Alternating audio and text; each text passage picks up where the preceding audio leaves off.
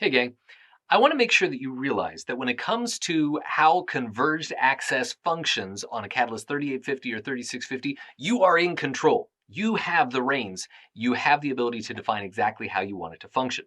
Now remember, the idea of converged mode is going to be that our access points are going to connect into a switch port, and that switch port is associated with the wireless management interface.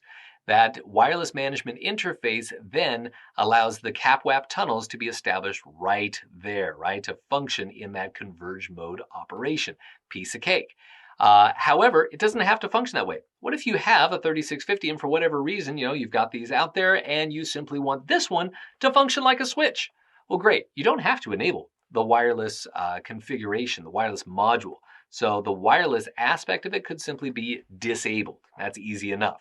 In fact, remember, wireless is disabled, so you got to go out of your way and, for example, go through the Express Setup Wizard or manually enable it and turn it on.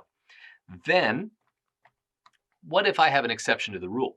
What if I have a device that I want to establish a CAPWAP tunnel, but then I have another device that's maybe autonomous or another device that I want to use a centralized mode?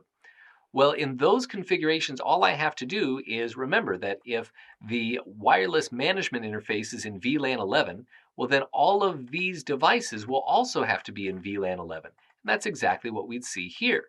But if I configure an autonomous access point to be in VLAN 20 or a centralized access point to be in VLAN 21, well, then it will function not as a CAPWAP termination point. It will not function in a converged way. It'll just function like a switch.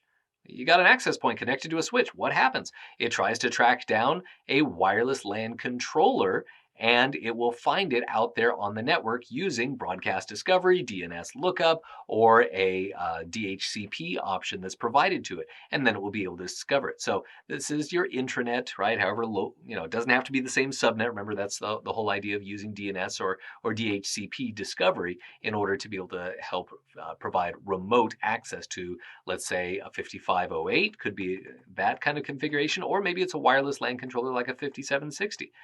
Great. Either way, doesn't matter which type that is, we can use the centralized mode, that classic mode of access, even with a switch that supports a converged mode configuration. All right, so you've got the controls to be able to define that however you want.